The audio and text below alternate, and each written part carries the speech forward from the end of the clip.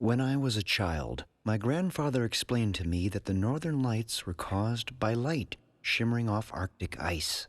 The scientific explanation is that they are caused by material thrown off by the sun, colliding with the atmosphere of the Earth.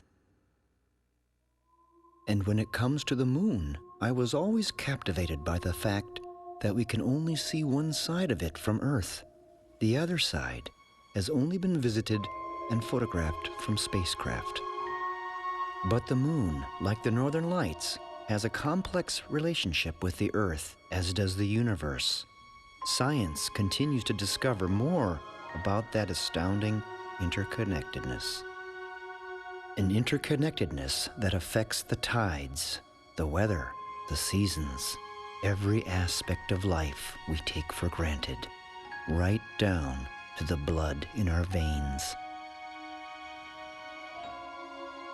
The forces of nature, no matter how seemingly random, from storm clouds and lightning to blowing snow and high winds, ultimately determine our well-being.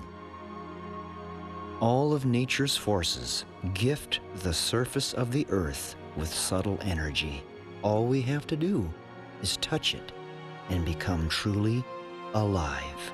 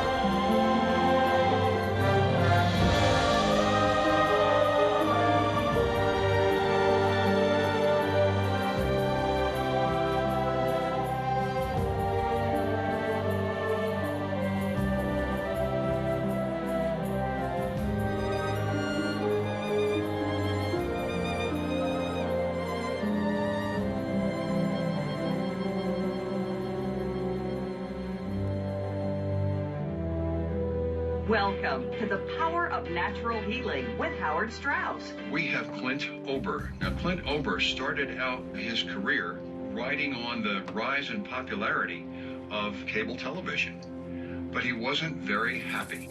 And from that dissatisfaction, from that unhappiness with his personal achievement and his goals and his what he felt like he was doing for the world, he has made one of the most significant health discoveries of all time. Pretty far-fetched, I thought, but something to consider while dealing with the cold reality of the day. 35 below wind chill. Does the sink work? 20 below zero, sitting overnight. Couldn't use this. Oh, dear. But the more I thought about that internet show with its elevated message, perhaps there was some truth to it. Greatest health discovery ever? Okay. When you're in physical pain like I was, you tend to look closer at your options for some kind of relief. This was a winter like no other.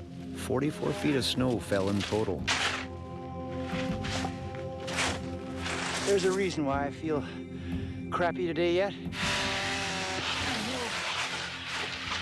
Hello! Can you help me carry some pieces of firewood?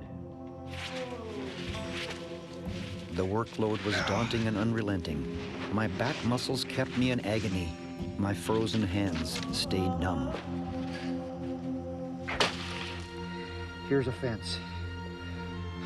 It's an 8-foot-high fence. But as you can see, I take care of orphaned wildlife. Their lives fared much better in the brutal season compared to their wild counterparts.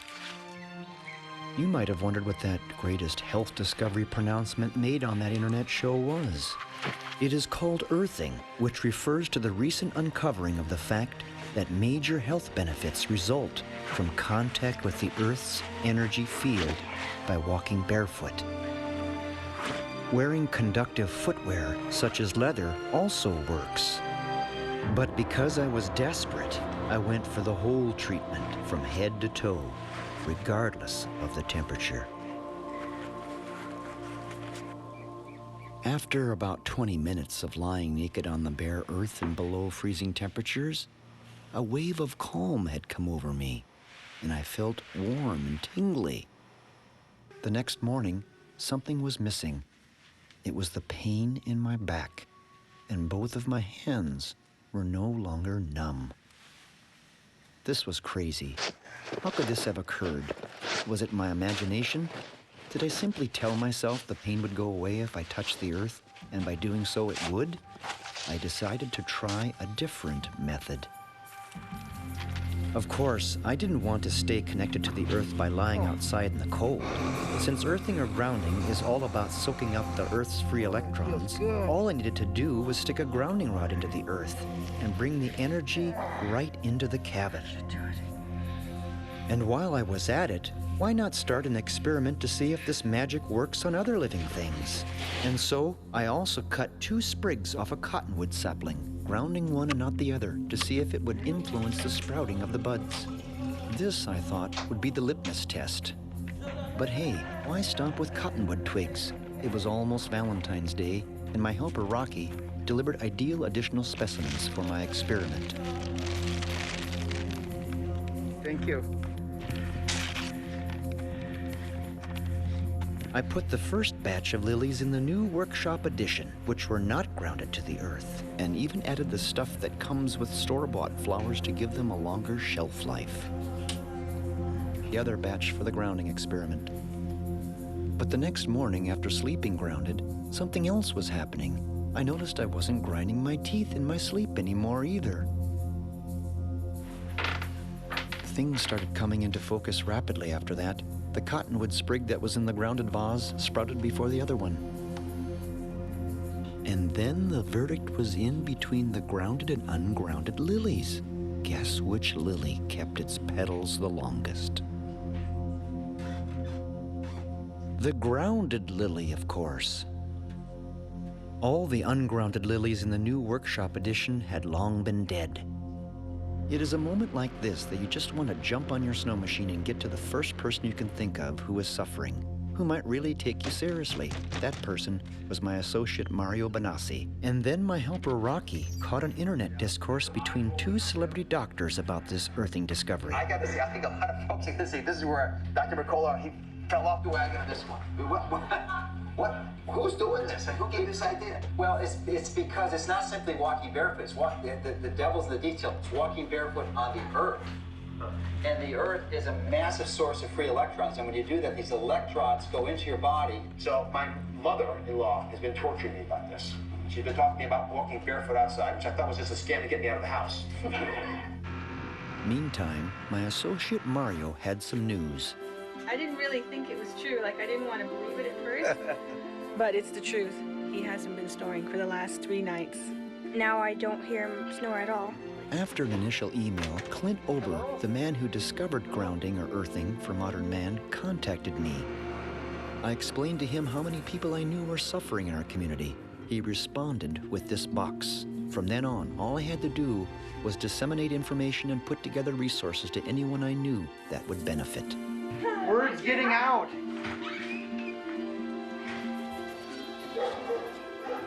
Tim, are you there? Now you're in pain, right? I am.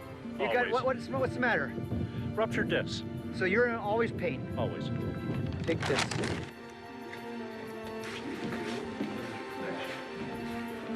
Oh, you're here.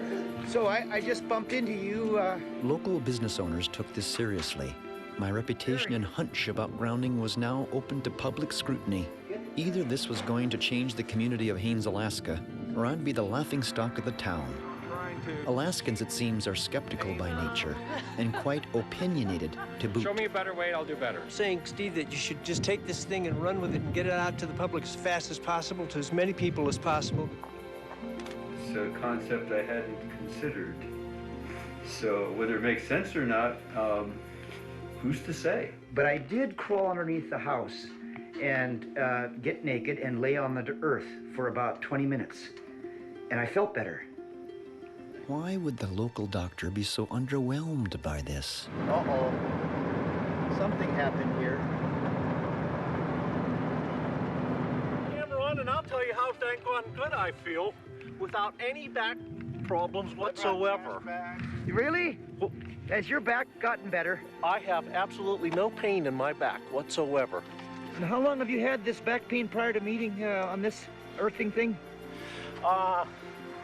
20 years. Day to day was a struggle.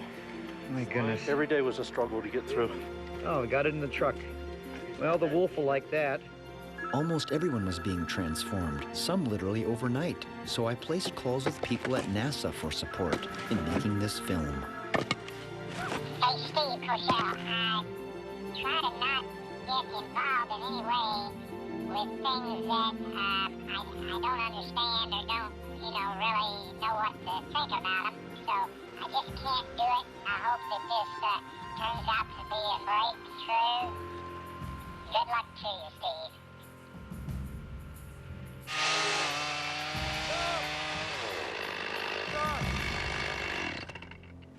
I got a message from the astronaut. He turned me down. He said it's too crazy. What do you think? Should I give up? No. Why? Why? Nobody's gonna believe this.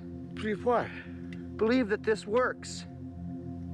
Well, he's not the only person in the world. Well, he's the man to walk on the moon. He's pretty important. So? Just because he turned you down doesn't mean that other people won't believe in it.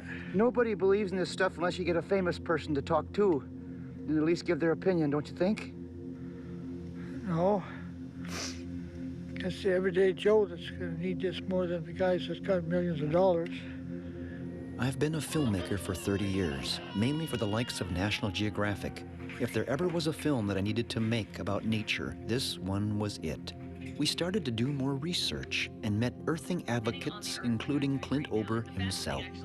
I'll say, is laying on the earth. Just laying down on the earth. You don't have to be naked. You're touching the earth. If you can take your shoes off, that's great. It's like no amount of Advil or Motrin or Aleve can do the anti-inflammatory power that the earth can. I'm using part of my parka here so we can see you. I don't know if it's my coat sliding down. No, it's just the connections, just barely there. Okay, barely there. All right. If a raven flies by and sits on a branch on the hemlock right here, you're gonna lose you. Our first Skype meeting with earthing discoverer Clint Ober and assistant Dr. Christie resulted in another shipment of boxes of information and resources to continue to ground our hometown. The deeper question needs to be asked. If there is a message at all about earthing, it really is. It's not about bed pads and wires and all that kind of stuff. It's more about our connection with nature, with the planet, with the universe. We invented plastics in the 57, I think, DuPont, and it started entering the market in the 60s. The first thing we did with plastics is we put them on the soles of our shoes. It always amazes me how much insight and wisdom can be deciphered from observing nature. This wolf I live with, named Isis, was also raised with the help of my veterinarian, Dr. Vic Walker. Until this moment, Dr. Walker had no knowledge of what was happening regarding earthing and my involvement with it. They got powerful jaws, don't they? They're barefoot, essentially. You're my veterinary, from the sanctioned by the state of Alaska to look over the animals here and everything. Mm-hmm. You love this wolf? Oh, yes. At this moment, Dr. Walker revealed the chronic pain and stress his wife was currently going through. So she deals with inflammation and pain. Mm. Is that right? Yes. Give her this.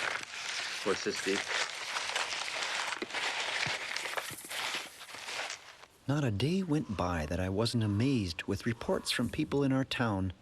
As hints of spring began to become evident, I kept a close eye on the snow lines for the first opportunity to become emancipated from footwear.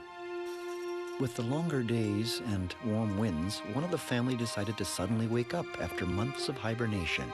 Her name is Kitty, a 5-year-old grizzly bear, orphaned as a cub and given to me by the state of Alaska to take care of for the rest of her life.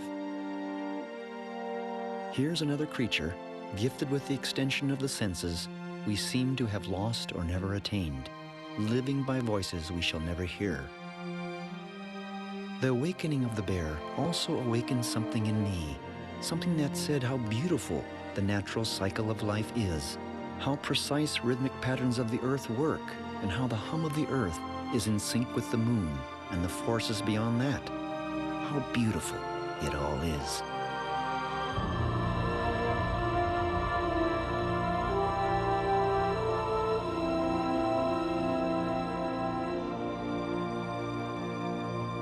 This is where this film takes another turn. While tossing frozen salmon out of the freezer for the bear, I realized that my assistant was right. The astronaut that turned down involvement on this movie project was not the only human to set foot on the lunar surface. 12 of them did. And now, 2 were suddenly willing to contribute their time to this movie. We were set to meet on a Florida beach. By the time I arrived with the film crew in Cape Canaveral, Florida, it all became dreamlike. It was here where I was going to meet Laura Conover, a medical doctor who was going to help with these interviews. There's 3 rooms under Richard Smith. Richard Smith, would you like a grounded or non-grounded room? What? Smoking or non-smoking? Non-smoking. The film crew couldn't resist letting the hotel receptionist in on the subject matter of this documentary. But it did plant a seed of an idea in my mind to share with a motel owner back in Alaska.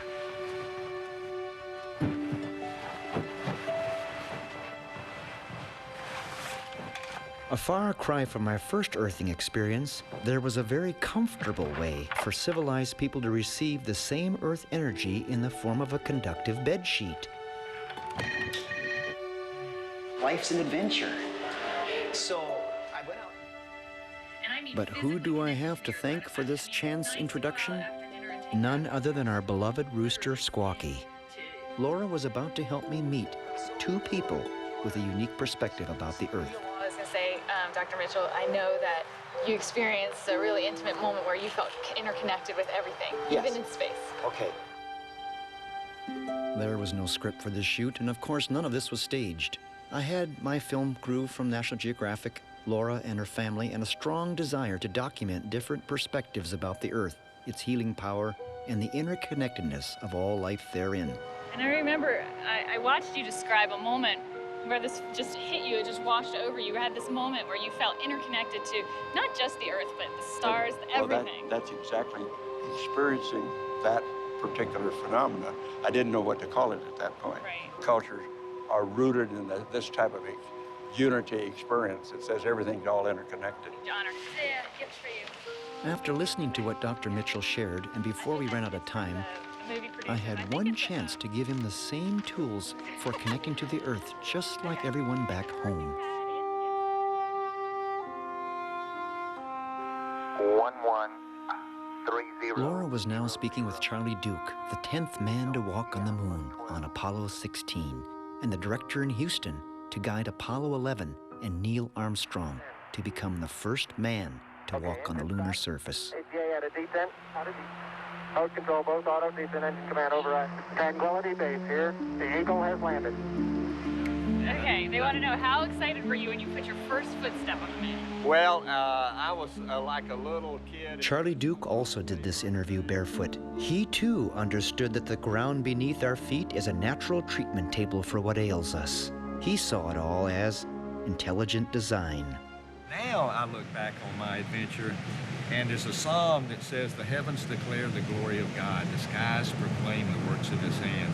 And it is not an accident, it's not a chance, it's just an orderly universe that we see, and the planets and their courses, and the stars, and all of the physical laws that are so repeatable over and over and over again. And I see God's hand in that. Laura had a deep knowledge of how grounding works. She had no reservations in inviting me back to her home in Charleston, South Carolina, to explain all this.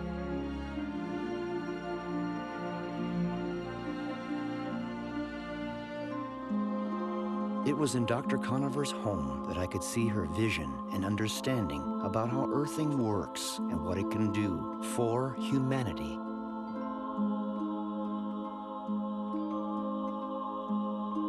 But then she didn't stop there. It seemed there was this inner drive to suggest this comprehensive healing modality through her many painted creations. So profound, yet so simple, that even a preschooler could comprehend. Dr. Conover was very much aware of the scientific research conducted over the past 15 years on earthing. She believes the future of healthcare will be vastly different for her children because of it. Before I left, she agreed to do more research on earthing with her own patients. Arriving home, I was relieved that my assistant Rocky Seward had kept everyone happy.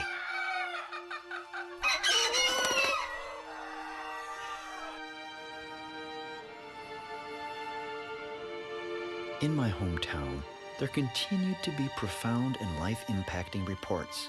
At the Eagle Foundation, for example, there was Dave Ulrud, who had been a paraplegic for 30 years, in a state of unimaginable suffering, barely able to twitch his toes. Until now. He had only been grounded a month.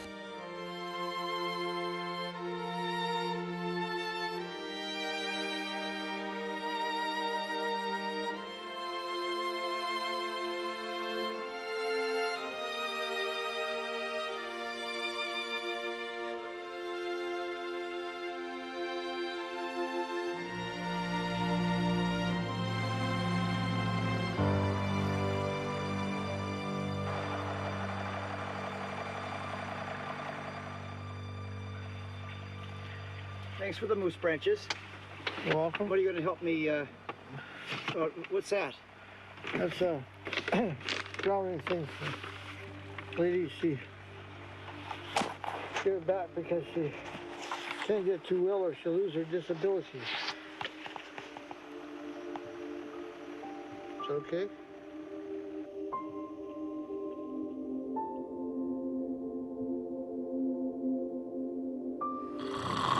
But then there was Rocky himself, a man who lives a hard life and sort of is homeless, who sleeps in his truck each night, until I invited him to stay with me in the cabin.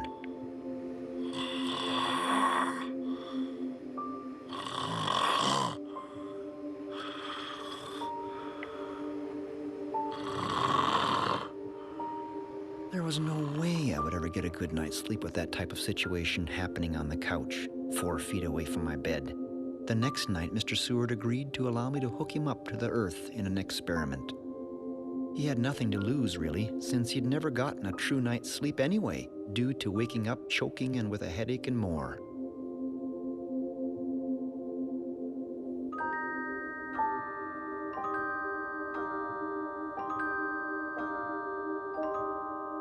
You guessed it, he never snored again.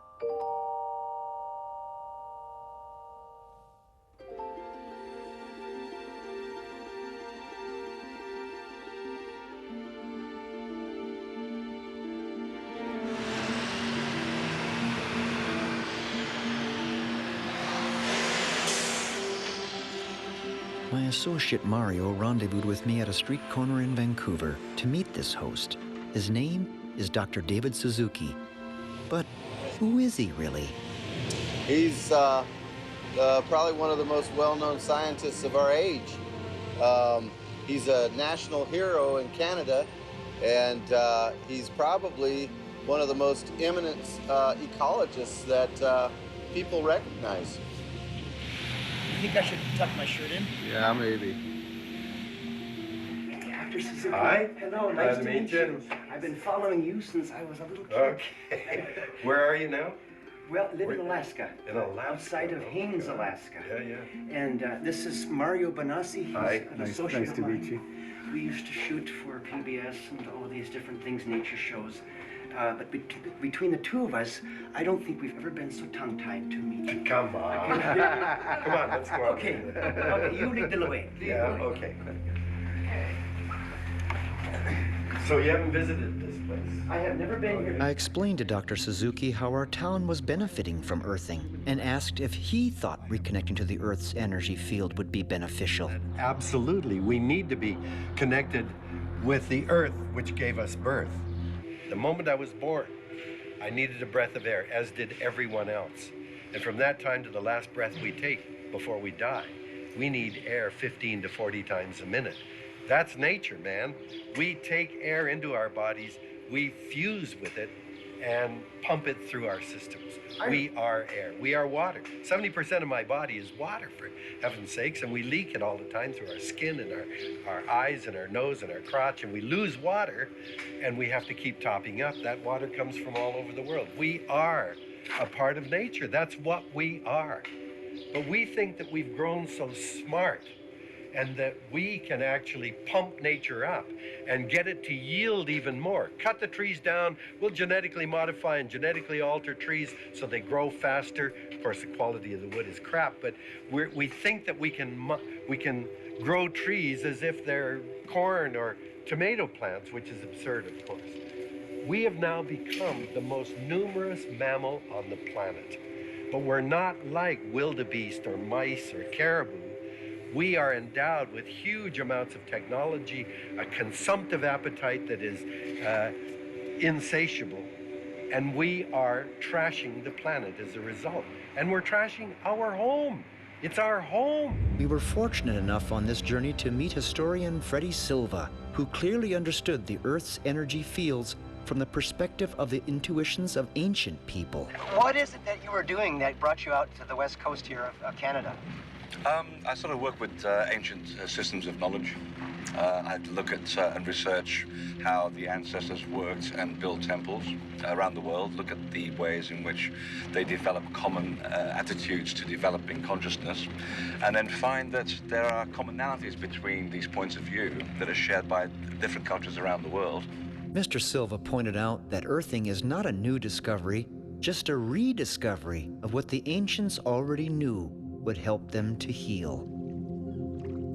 I was now literally connected to the Earth almost 24/7. The remarkable way I was being affected made me ponder that most people in modern societies are almost never in direct contact with the Earth's surface. No wonder so many people walk around fat, sick, and nearly dead. Sometimes nothing prepares us for the devastating stress and emotional upheavals that can lay claim to your life. The first thing grounding does is calm the nervous system. It soothes the left side of the brain and synchronizes the right and left brain.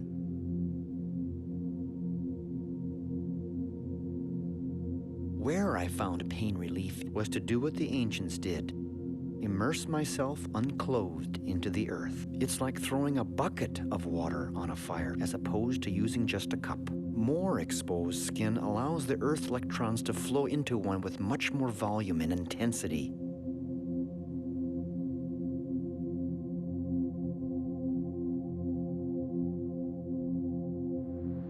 An event was taking place now. It involved grounding 1,000 people all at the same time during a 70-minute presentation organized by Clint Ober, the discoverer of earthing for modern man. First, there was Carol Alt, who spoke about body care, and with that, comes the realization for millions of women that earthing is the holy grail for beauty care. But the main event was Dr. Christie, who upon taking center stage would instruct everyone to begin grounding themselves during her talk.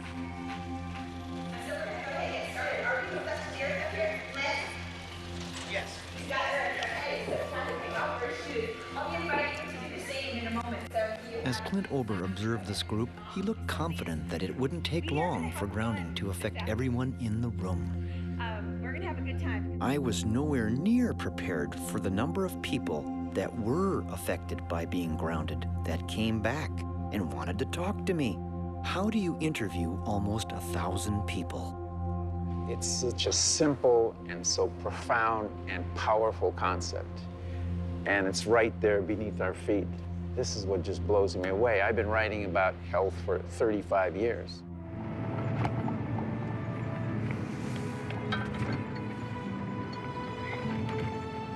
I got a call from the state of Alaska, another orphaned animal, this time a baby moose.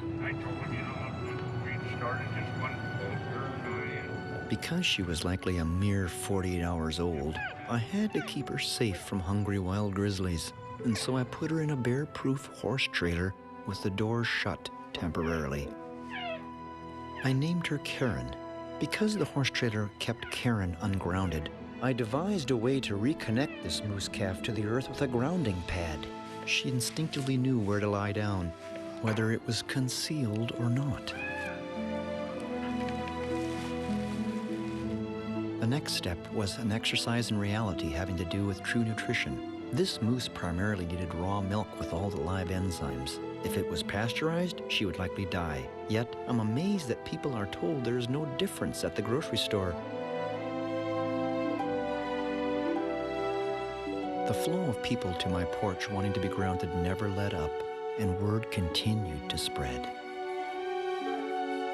By the time the daisies were in bloom, I was elated with the return of my son Garrett from his work down south.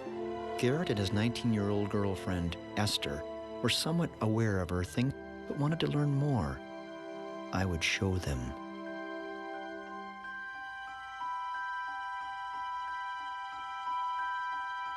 It was just a matter of time.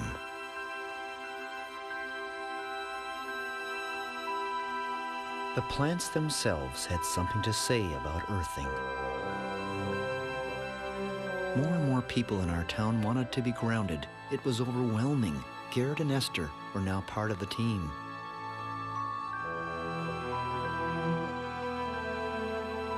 I wanted to make an impression on these two kids and collected as many plants as I had room for to replicate and verify. I just laid back and watched. If grounding is all a placebo effect in humans, then the results with plants would be pretty black and white, I thought. Vegetation can't lie.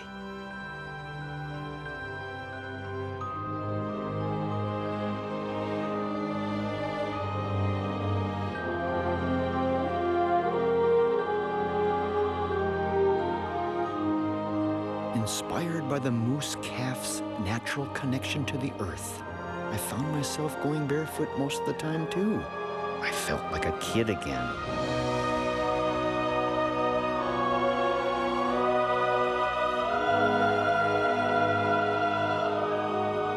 As time passed, my veterinarian, Dr. Walker, returned with his family. By now, even he had experienced what earthing had rendered.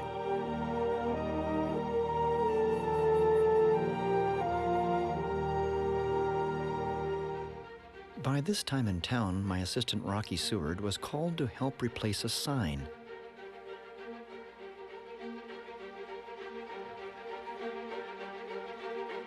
An official declaration to our entire community and beyond. The first motel in the nation to offer overnight accommodations, grounded. On the other side of the continent, Dr. Laura Conover also had studies underway. Her interviews with the Apollo astronauts gave her inspiration. They too were running trials with plants. Y'all come on back now. While simultaneously conducting earthing trials with patients.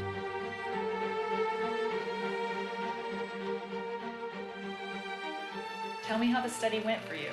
The main reason I wanted to do this was because anytime you say, oh, walk outside in your bare feet and lose weight, that would be awesome. I have loved the study. I noticed that I was sleeping better. I had a deeper sleep. And now long term, I don't have pain at all anymore. I can't say enough how much of a difference this has made in my life.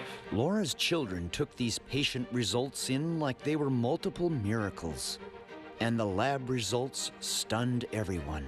Then renowned cardiologist Dr. Stephen Sinatra heard of the study. Never before in the history of humankind do we have to ground. Laura Conover continued to email all of us, particularly my son Garrett and his girlfriend Esther. It caused these kids to question everything from the food we eat, to the drugs people take, to what they were taught in science class in high school, and above all, why we all wear rubber-soled shoes.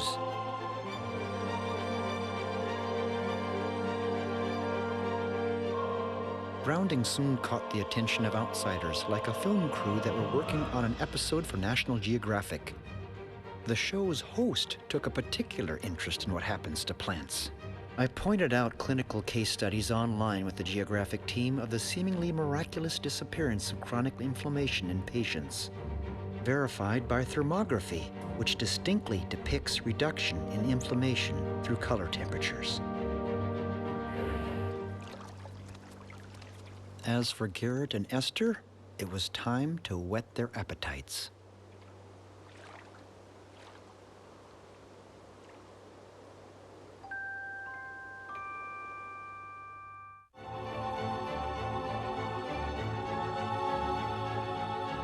This phenomena is bigger than all of us, beyond the greatest health discovery ever. It may encompass much, much more.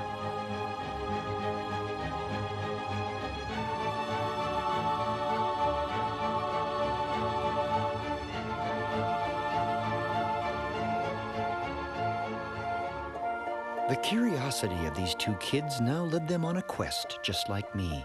I agreed to support their research, wherever that might take them. Garrett and Esther learned that the ancients had a clear comprehension of the Earth's subtle electrical fields and the planet's negative charge.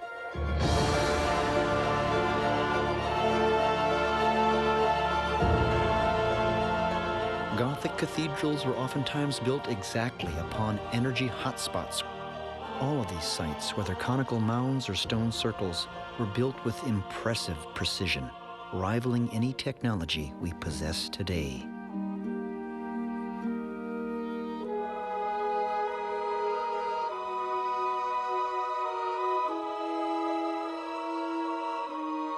The architectural design that was implemented in building Gothic cathedrals was carefully planned out with a purpose behind it all. It was to harness and channel subtle Earth energy directly down corridors and spaces. In 2008, when NASA announced that the Earth is linked to the Sun by a network of magnetic portals, they essentially validated the ancient temple builders who sourced these very flux events on the land and their connection beyond our terrestrial sphere.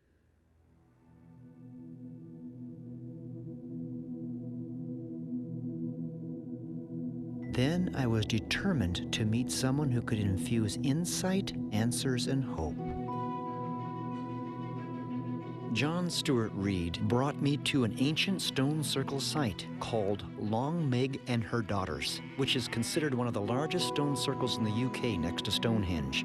It is in this cow pasture where John and I began some analysis of the breadth and width of these individual stones and their formational link to the Earth's energy. These stones, put here thousands of years ago along with their inscriptions, have weathered the test of time. What were these ancient secrets? I was about to find out. Experiments are conducted inside a special room called the Faraday cage. It is in this environment where studies take place with instruments such as the Simoscope, which uses a few drops of water to manifest frequencies. It's an audio oscillator, and we're going to set it to the Schumann cavity resonance of 7.83 hertz. The frequency of the Earth. It has never been seen before like this. This heartbeat occurs in the spherical cavity between the surface of the Earth and the ionosphere. Whoa. It's almost as if the universe is trying to tell us something, perhaps synchronicity. The brains of all creatures, including humans, are tuned to this frequency and this pattern, simply with water and light. The frequency of the Earth made visible for the first time ever, yet the same design carved on rocks thousands of years earlier. The world's top mathematicians are now extrapolating mathematical equations from this sacred geometry.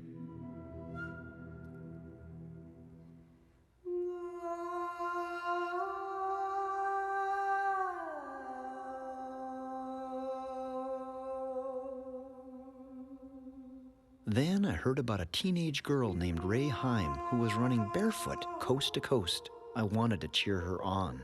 If successful, she would become the youngest and only female who ever ran across America, not to mention doing it barefoot. The odds were against her.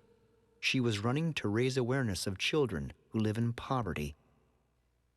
Because of the oppressive heat and drought conditions Ray was running through, I thought the best place to meet would be where there was both shade and free energy. Ray had no idea why I chose a sunflower field to meet in. She was running on asphalt most of the time, which is non-conductive, and since the soil was so parched, it was also non-conductive. However, Ray could receive earth energy if all she did was touch one thing. The roots of the sunflower went deep into the earth, and so the moist stem was essentially a grounding rod, giving Ray Earth's power. Now aware of the secret, Ray was gifted with an edge.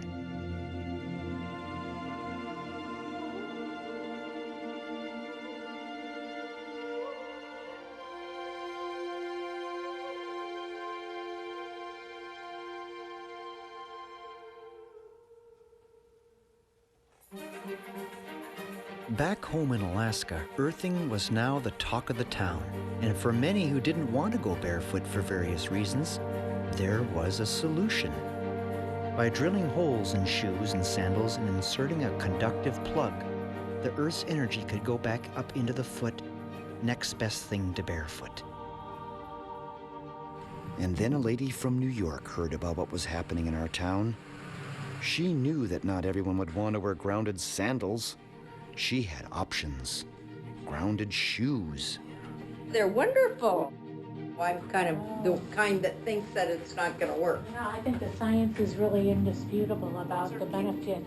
So these are 7. There are very good reasons to think that this may very well be the most important health discovery ever, and it's something you all need to know about. Electrostatics is a branch of physics, and it teaches us that when two conductive objects make contact, if they have different electrical potential, they equalize virtually instantaneously. You may know that penicillin was a revolution in medicine. This is a revolution in healthcare that I think transcends penicillin. Dr. James Oshman studied at the Marine Biological Laboratory under Nobel Prize winner Albert Szent-Györgyi, the biochemist who did research of electronic biology in the 80s. Dr. James Oshman responded to all the questions that Esther and Garrett sent him.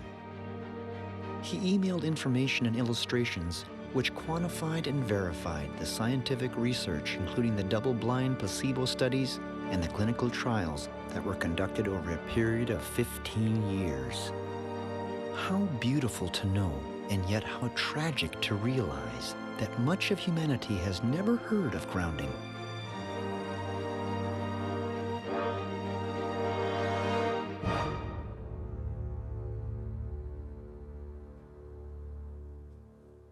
Because of profound effects that earthing has on women of all ages, Dr. Laura Conover would email Esther and Garrett pictures she painted that spoke in subtle detail of this fact.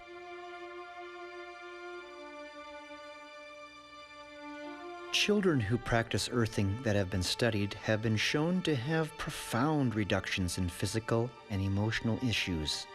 One study of 28 parents of autistic children found a dramatic change in behavior and communication skills after grounding the children only 2 months. And then I had an opportunity to visit my parents in Minnesota. And both of my parents had health issues that recently were miraculously wiped away by earthing. If earthing worked for them, it was a strategy that would know no boundaries of age, race, color, or creed or circumstance.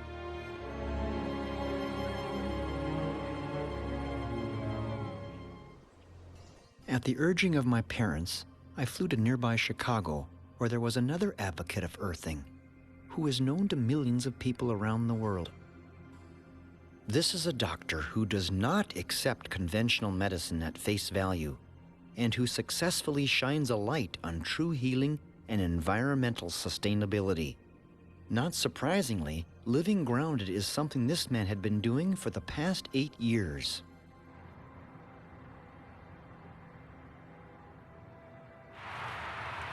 It's hard to believe, isn't it? It is. His name is Dr. Joseph Mercola, the physician that we had seen in February on a show discussing grounding with Dr. Oz. Do you go barefoot a lot? Most of the time, Yeah. except when I'm driving or have to do a professional video shoot. My cab driver looked like he already knew about this ancient wisdom. I'm going to listen to some of Mercola's comments here again, okay? Do you want to hear them too? Okay. There's a famous German philosopher, his name is Arthur Schopenhauer, and he had a comment about truth, which is really quite amazing. I think most appropriate to when we're considering a topic like grounding. And his statement was, it is ridiculed, then it becomes violently opposed, and then finally it becomes widely accepted as self-evident. What do you think about Dr. Mercola's viewpoints on walking barefoot? My grandparents say almost same things. Walking on the grass is very healthy, especially your heart. In this journey, if that's what you could call it, I now noticed within myself a renewed sensitivity about the subtle details of nature, the flow of the seasons, the dance of life. And when it came to personal emotions about the affairs of the heart, a stronger belief in the ultimate power of love and the value of patience and understanding and the ability to operate on faith emerged. Everyone around me seemed happier. Now I could see patterns never noticed before, from the basic designs of a beehive to the arrangement of leaves and seeds of a sunflower to the mathematical consistencies of the design of everything. Nothing was random. It's more about our connection with nature, with the planet, with the universe. Cultures are rooted in this type of a unity experience. It says everything's all interconnected. It's not an accident. It's not a chance. It's just an orderly universe. An orderly universe, all right, even within our bodies. To many people, Earth energy remains abstract. But what if I could document the rate at which red blood cells travel after a subject is grounded for a mere 2 hours? It's a scientific visual. It's a fact that blood thins significantly when one is grounded. Thus, earthing becomes a major factor in battling heart disease. As I flipped the switch for the blood to be influenced by a controlled DC electric field, we could now see the difference of blood velocity before and after 2 hours of earthing.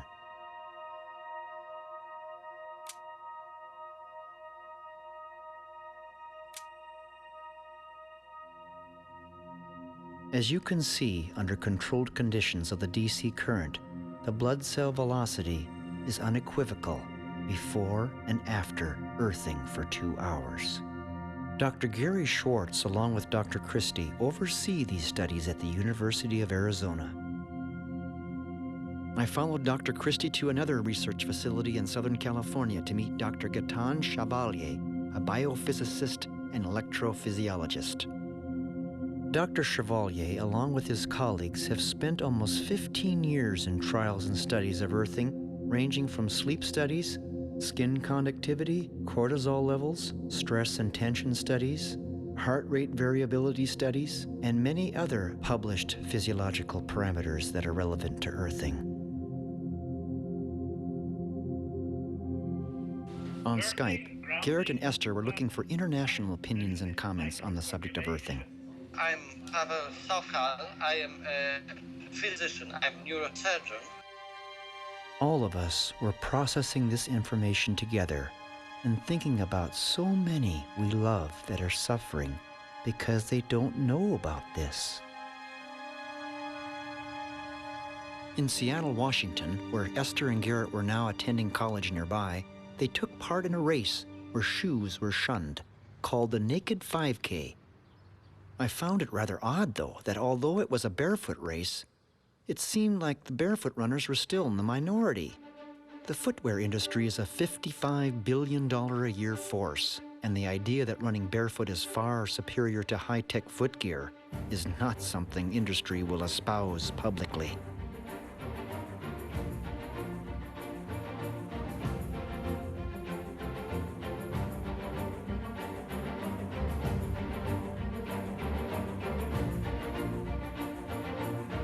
There was a biker cameraman at this event, however, that told us of a race down in central Mexico that makes any other marathon pale in comparison.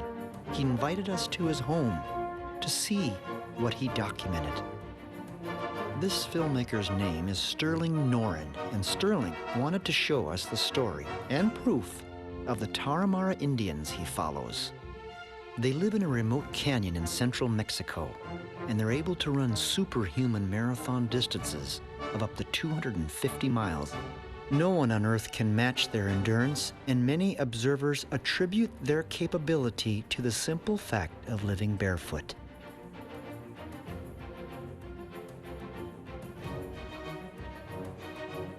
Garrett and Esther gave me clarity of what earthing really is. Earthing, or grounding, is foundational physics. Its power for eliminating inflammation and helping to defeat everything from heart disease to carpal tunnel syndrome to sleep apnea is mind-blowing.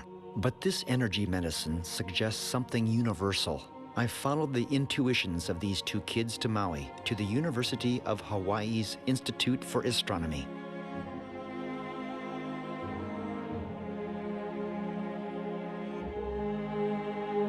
Curiously, after a 20-minute cab ride listening to these kids, our driver was in no rush to put his shoes back on either. Dr. J.D. Armstrong took it from there, bringing us higher and higher, above the clouds and away from the light pollution of the city of Kahului down below, to the Haleakala Observatory, where some of the world's most powerful telescopes peer through the portals of the universe and reap data that is transmitted to NASA, to governments, to institutions worldwide. To understand why or how grounding works at all, we have to comprehend why or how the Earth has a negative charge to start with.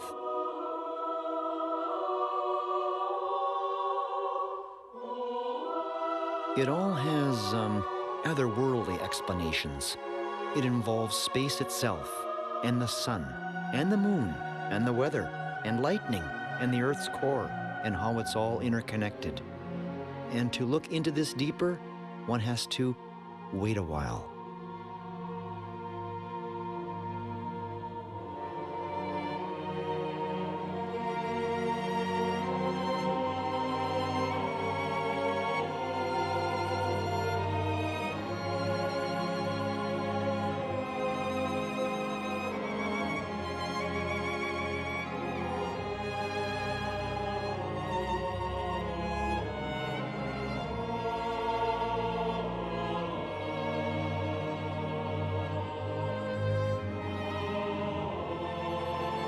What this 30-ton telescope sees out there, and what is millions of light years away, are images that show up on banks of computers. What this information conveys depends upon who you are.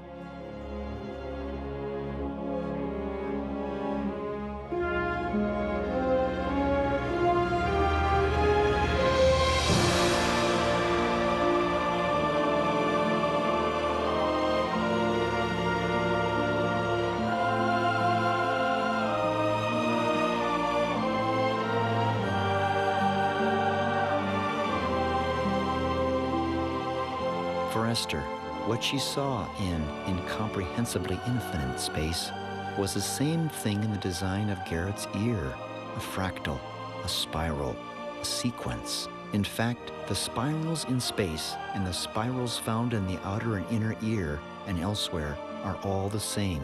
They are an exact mathematical equation. It is called the golden ratio and the Fibonacci sequence. In other words, sacred geometry. It's on your face, your hands, and everywhere.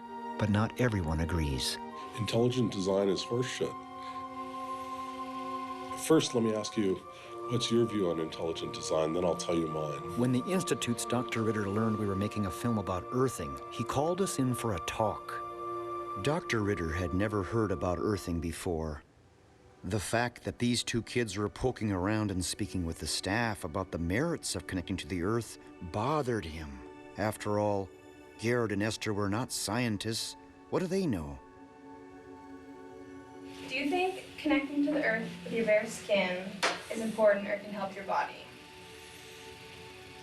I don't really understand the question. No shoes or socks on. Bare skin against the earth. Do you think that's beneficial? I haven't read these studies that you're asking about, so I'm not going to answer that. Should I explain a little bit first? You took the questions out of sequence.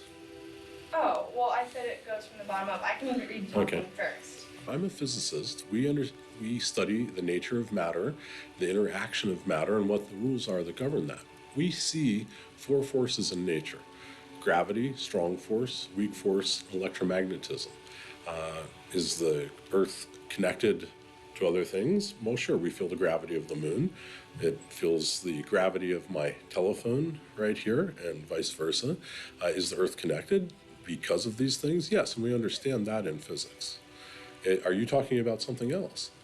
When you do connect your body with the earth, there is scientific evidence that shows the inflammation in the body is decreased because basically the electrons from the earth go into your body and decreases the inflammation. So what is the result of these scientific studies? To welcome scientific debate of this undeniable phenomenon will only ultimately give earthing more power. It is a threat to the status quo, but are we able to assure our children of a future if change does not occur? We are immersed in an environment that is not conducive to health, or even a society that is sustainable. Are we leaving our children with an irreparable legacy? Since I was born in 1961, the use of toxic plastics has skyrocketed, and so have an epidemic of ills. Surely we will turn this around, and when Garrett is my age, the planet will be a much cleaner place. But is this just a dream? These kids needed some hope. I knew just who to see.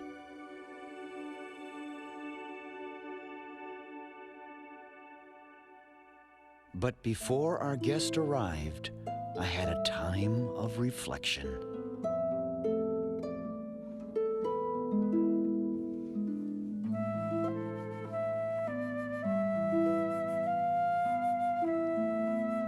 It was at this moment that I realized that if I had known about earthing years ago,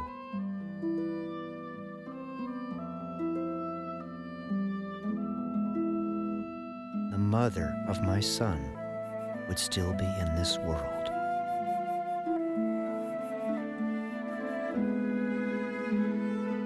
But for many other women of Haines that gathered in our workshop, the future is indeed bright.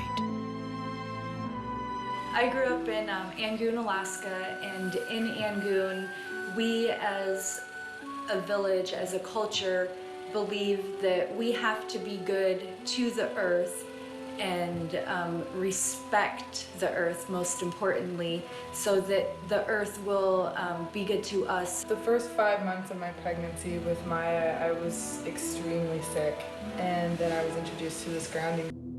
As for the people in the town of Haines, I was born with spinal bifida, and Rocky came up here and was telling me about this grounding thing. And he went ahead and gave me a couple of the patches, and I put them on my feet, and I tell you what, I just started sleeping better at night. I've hurt my shoulders probably 7 years ago. I've torn both of my rotator cuffs. And now it's different? And now it's different. I used to not be able to just reach up I used to have to go like this and just kind of gingerly put my arm up, and I can. And so you've gotten lots of comments about this earthing room here at your motel, right? Yes, indeed. And some people, what happens to them? Do they call you again, want to come here? Sure, yeah, they'll call us back, and if they're traveling through the community again, they come back and will stay in our motel so that they can access this room again. What are they feeling when they stay here? Relief from back pain, relief from arthritis-type pain, just a good, comfortable sleep, those kinds of things. Here, I'm going to give you this journal. We have to start keeping records of this. You remember the skeptical doctor in Haines who thought that earthing was anecdotal? 12 months later, he's more perplexed than ever about what's happening in town. And now, an official dinner was being planned for some very special guests. I met up with these guests at the Seattle-Tacoma International Airport. It was Dr. Christie and astronaut Dr. Edgar Mitchell. But by the time we landed in Juneau, Alaska, a storm was brewing and all flights to our hometown were canceled. The only other alternative to get home was a sketchy ferry ride.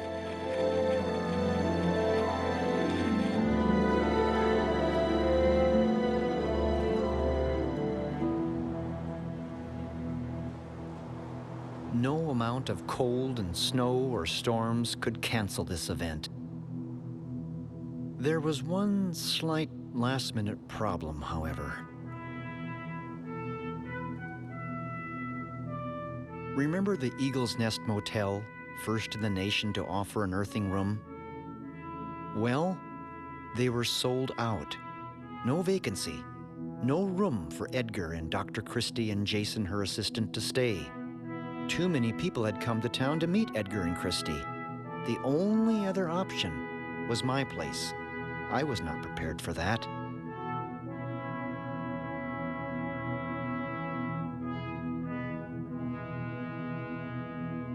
When Dr. Mitchell asked, "Is there plumbing in there?" as a joke, well, no, there really wasn't. All the pipes were frozen. Ironically, it all started to feel familiar. I really was home again. We have seen facilities now being created for the greatest and most complex exploration in man's history. We have felt the ground shake and the air shattered by the testing of a Saturn C-1 booster rocket, many times as powerful as the Atlas which launched John Glenn, generating power equivalents to 10,000 automobiles with their accelerator on the floor.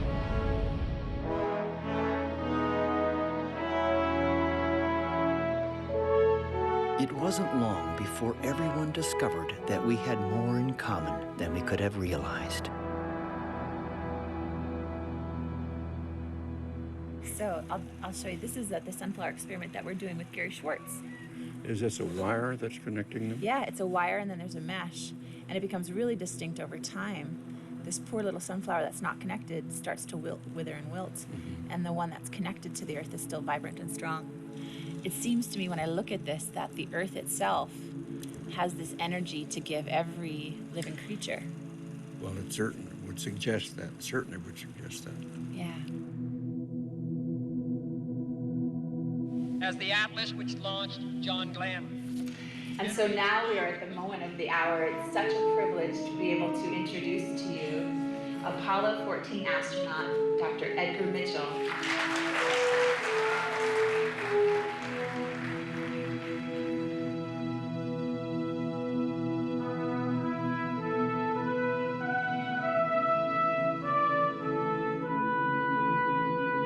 There is a saying in one of the traditions that I'm familiar with that says, "Let there be peace on earth, and let it begin with me." It has been what I have worked for since I came back from the moon, to help we as humans learn to live with each other and for each other, and to create for ourselves and our planet and our progeny a sustainable civilization. And we are not there yet. We've got a lot of work to do, but we can do it. And I've devoted my life to it because the experience that I had coming back from the moon has been shared by most astronauts. Now, it may not be exactly described in the way I describe it, but nevertheless, It's what's called the overview effect of seeing this magnificent little planet that we have in the backdrop of the universe of stars and galaxies and galactic clusters, and recognizing how immense this universe is, and we're just a small part of it. And we have an important part to play in our civilization and in our future, because either we're going to make it together or we're not going to make it at all. As heartwarming as Edgar's visit was to this community, I had to force myself to turn the page and approach my son Garrett and his girlfriend Esther with a different perspective, which would challenge and ridicule everything they were experiencing. I found and invited a person who had something to say and would do so in a public venue. He was no friend of what all the healed people of this town embraced as truth. He didn't care how many would be listening. Absolutely, the more the merrier. Welcome to all. We understand that you've created a website called Skeptoid.com, and you've written an article about earthing, citing Dr. Mercola's opinions about earthing and your own. Mostly correct, yes. That blog was written by one of my blog authors, not by me. Okay, and do you feel that earthing can be beneficial to healing and reducing inflammation? The short answer is no. I'm not aware of any reason why there might be anything beneficial connected with this. Basically, as far as I can tell you, what I know of earthing is that it's one of a huge number of made-up New Age claims. I can't say I've heard anyone say they have a health benefit.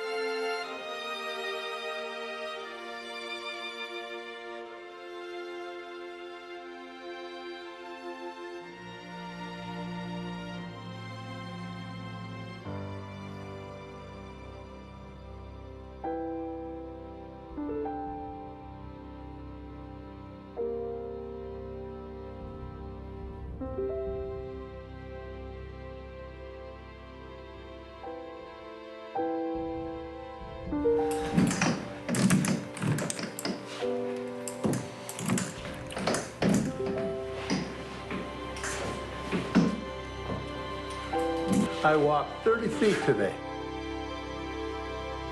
What are the implications of all of this? Will it become an unstoppable force for the benefit of everyone? If it can happen here, it can happen anywhere.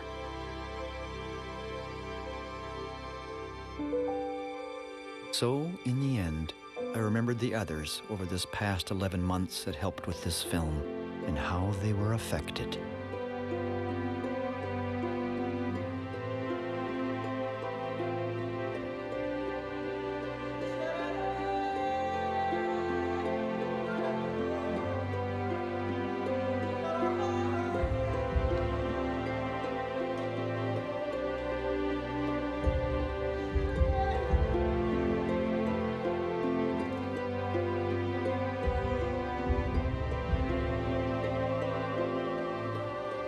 The Earth knew what the patients needed.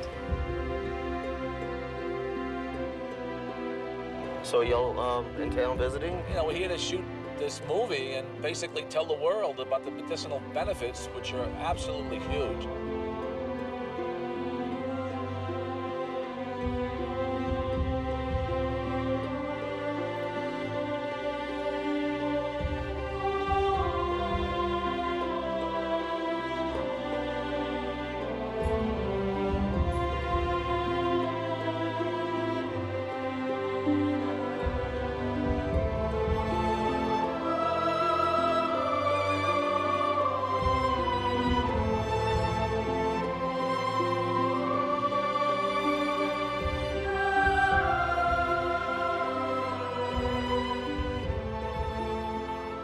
As for me, I don't know what the future holds, but whatever happens, I'll certainly have memories.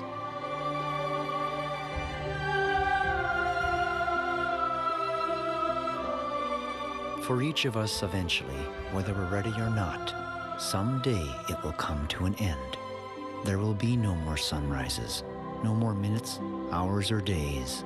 All the things you collected, whether treasured or forgotten, will pass to someone else. Your wealth, fame, and temporal power will shrivel to irrelevance. It won't matter whether you are beautiful or brilliant, rich or poor, famous or anonymous, or thought to be those things. What will matter is not what we got, but what we gave. Not what we bought, but what we built. For those you loved. And if there is love, there is a reason to hope. I think now I'm ready for winter.